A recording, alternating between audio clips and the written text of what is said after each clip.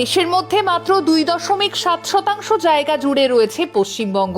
কিন্তু জানেন কি, গোটা ভারতের 80% গম এবং 26% চা পাতা যায় এই পশ্চিমবঙ্গ থেকেই। আর চাল উৎপাদনে এই বাংলাই সেরা গোটা ভারতে। আসলে কথায় আছে, what Bengal thinks today India thinks tomorrow. আর এটা সত্যি। আজ থেকে 200 বছর আগে নারী অধিকার নিয়ে লড়াই শুরু করেছিলেন বাংলার রাজা রামমোহন রায়।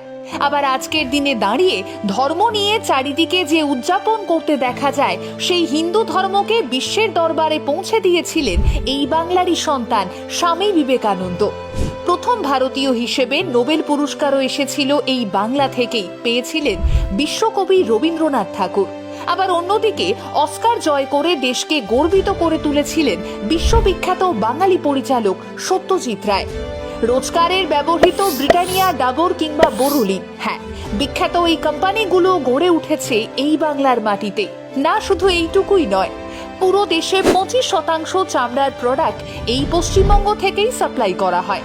এছাড়া যার কথা না বললেই নয়, নেতাজি সুভাষচন্দ্র বোস, যেই মানুষটাকে ছাড়া ভারতবর্ষের স্বাধীনতা লাভ করা ছিল রীতিমতো অসম্ভব, যার তুমুল সাহস ছাড়া এই দেশ ঘুরে দাঁড়ানোর সাহসটা অর্জন করতে পারত না, সেই মানুষটাও কিন্তু এই পশ্চিমবঙ্গেরই।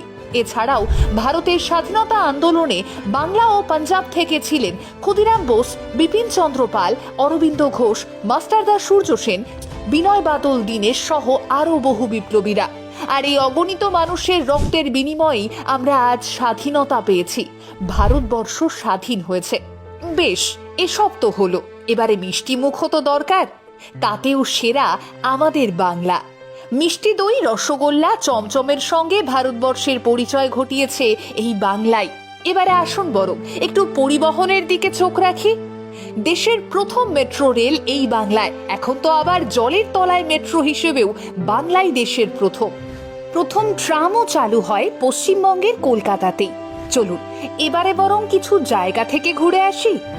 ভারতবর্ষের বিখ্যাত হাওড়া ব্রিজ, হ্যাঁ, এই ব্রিজের কোনো পিলার নেই।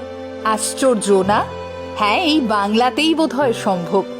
পাহাড়, জঙ্গল, সমুদ্রে ঘেরা ওয়েস্ট বেঙ্গল ট্যুরিজম ভারতবর্ষের অর্থনীতিতেও এক গুরুত্বপূর্ণ ভূমিকা পালন করে।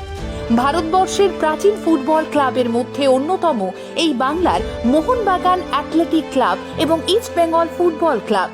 মান্না দে, হেমন্ত মুখোপাধ্যায়, কিশোর কুমার, কুমার শানু, বাপি লাহিড়ী, শান থেকে শুরু করে অরিজিৎ সিং কিংবা মোনালি ঠাকুর বা শ্রেয়া ঘোষাল, এনারা সকলেই বাংলার মাটি থেকে গিয়ে ভারত ভূমি তথা বিশ্বের দরবার কাঁপিয়ে দিয়েছেন, রাজ করেছেন বলিউডে।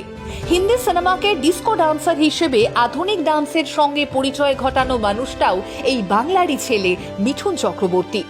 ভারতীয় ক্রিকেটকে বিশ্বের দরবারে বিদেশের মাঠে লড়াই করতে শেখানো মানুষটাও বাংলার মহারাজ সৌরভ গাঙ্গুলি। এই দেশের জন্য ভারত মাতার ছবি এঁকেছিলেন যে মানুষটা, তিনি অবনীন্দ্রনাথ ঠাকুর। এবং সব থেকে বড় বিষয়টা কি জানেন? দেশের জাতীয় সঙ্গীতের রূপকার তিনি এই বাংলারই মানুষ, বিশ্বকবি, বলা ভালো কবিগুরু রবীন্দ্রনাথ ঠাকুর। এই দেশ গঠনে, এই দেশকে বিশ্বের দরবারে উন্নত করার পেছনে, এই দেশকে ব্রিটিশ শক্তির হাত থেকে ছিনিয়ে আনা থেকে শুরু করে বর্তমান সময়ে অর্থনীতি হোক কিংবা খাদ্যশস্য, সংস্কৃতি হোক কিংবা পর্যটন, সবার সেরা পশ্চিমবঙ্গ। ভারতবর্ষের মাটিতে সত্যি বাংলার জুড়ি মেলা ভার।